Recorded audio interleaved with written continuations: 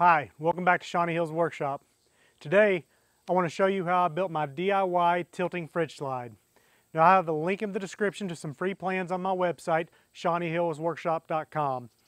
Before I show you how I built it, I want to show you some of the things and some of the options it has and some of the things I've changed since I've built it. So it currently sits on top of my drawer system. It has locking latches and it comes out and will stop right at the tilting point. So at this point, it will not tilt on its own unless it was very front loaded. But with zero effort, it'll tilt up, or very little effort, it'll tilt back. Making it extremely easy until you get to the food. Now, one change that I made, and it solved two issues that I had from the original build. With the original build, I had standard kitchen slides and had a latch on the front. The standard kitchen slides held the weight perfectly, no problem whatsoever. But one problem it did have was the squeaking. I don't think they're made for the dynamic loading. From the first time I took a test drive, and it was consistent through an entire 2-week trip going up through New England and into Canada, it squeaked nonstop and was annoying. The slides worked fine, handled the weight fine, but the squeak was just annoying, and I gotta think that would have led to premature wear. The latch worked fine when I remembered to latch it. But I can't tell you how many times I would start driving and accelerate, and I would hear this slide back and hit the tailgate, and I'd have to get out and latch it. So to kill two birds with one stone, I did end up going for the more expensive locking drawer hardware. They're 500 pounds, I believe, capacity. They lock automatically when you push them in. You just got to push the two knobs down to open it. But it solved both those problems. No squeaking, and I never forget to latch it. So they're expensive. I think they're like $75. I'll put a link to them, as opposed to probably $10 or $15 for a standard set of slides. But to me, I wouldn't build one without it. You can, I'll leave it up to you, but other than that, the only other hardware you have to buy is the piano hinge at the bottom. And then if you want to strap your fridge down, which I like the idea of having it strapped down, a just standard strap. Well, that's more than enough talk, so I'll show you now how I built it. Since every refrigerator or cooler is going to be a different size, the first thing you need to do is measure the bottom dimensions of your cooler, width and length. You're going to want to add about 1/4 to 1/2 inch onto these measurements so it's not too tight that the cooler won't fit down in there. Since I own a track saw, I'm going to use it, but you can use any circular saw as long as you have a straight edge or a real steady hand.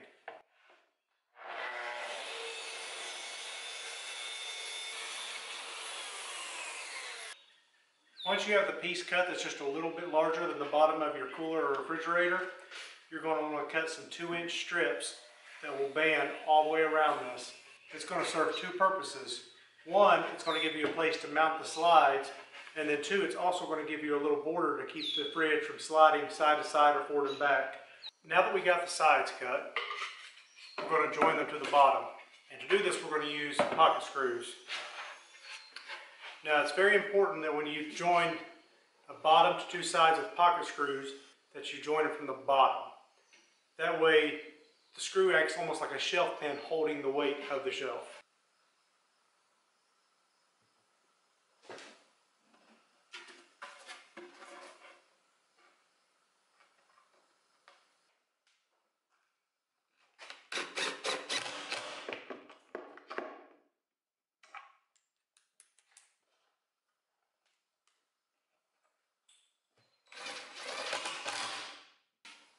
By now you should have a tray that looks something like this. It's probably a good idea to check and make sure your cooler or refrigerator fits now before you go any further.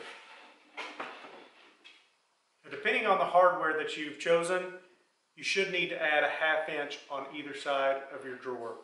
So I've got a piece cut now that is 1 inch wider than what my drawer is. Then you want to take your drawer, line it up flush on one side.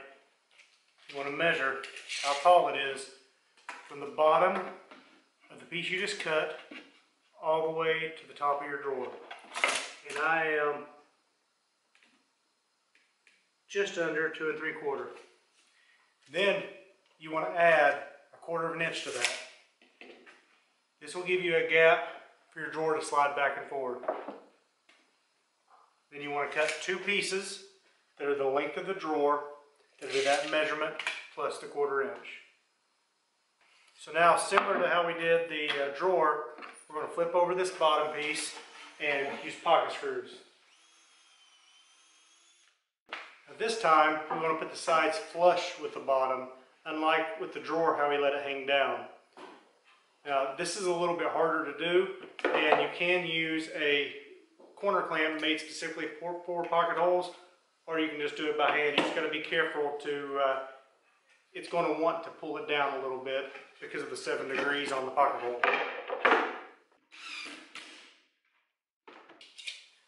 The next step is to install the drawer slides into the box. I ordered my drawer slides before my fridge got here, and I looked at the dimensions of overall dimensions, so there's a handle on each side, so the actual refrigerator is 3 inches shorter than what the overall dimensions are. So my slides are 3 inches long. By the time you see the finished product, that'll be fixed. But for right now, I'm going to go ahead and install these slides on just so I can show the installation process. But they'll be hanging out the back about 3 inches.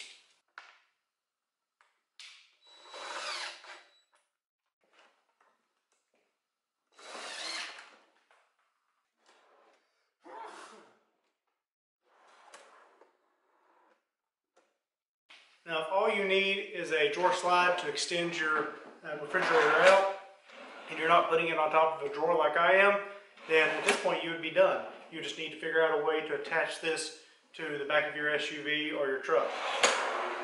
But since we're going on a drawer system, this has to be able to tilt up as you pull out the refrigerator. So that's what we're going to work on next. First step is to mount a piano hinge at the front of the drawer system here. For this, we just need to center it up and then screw it on, and then we'll attach the other side to our drawer system that's already in the vehicle.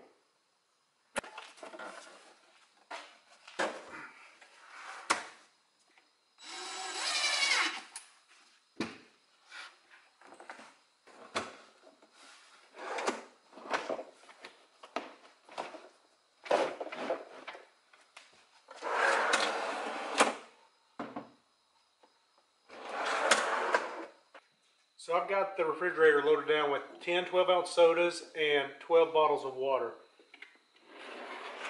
And it is effortless to pull out, tilt, and then you just got to give it just a little push to get it over the center of gravity for it to go back down and slide back. Now one problem that we've got to solve is we just want it to come out just right before the tipping point. We don't want it to keep sliding out after that. So I'm going to put a strap on it to limit the travel. To do that, I'm going to use this 1¼ inch, 1.5 nylon strap, and I will triple it over on the end and then put 2 panhead screws into it, into the back of the frame.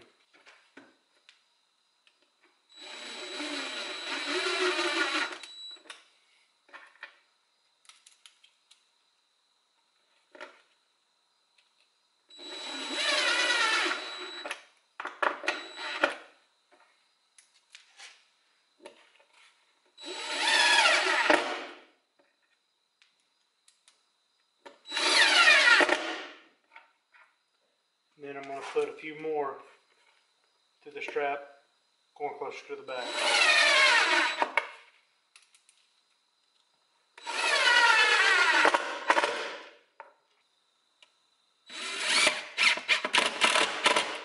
I'm going to do the same thing here, putting 4 screws in it.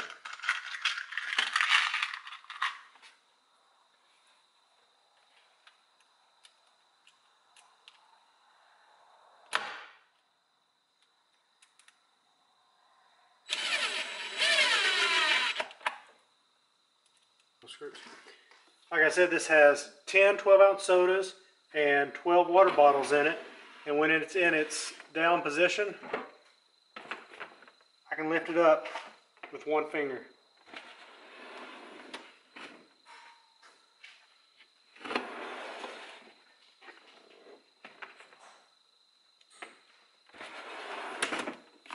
The next thing we want to do is put a latch on the front so this isn't moving while we're driving.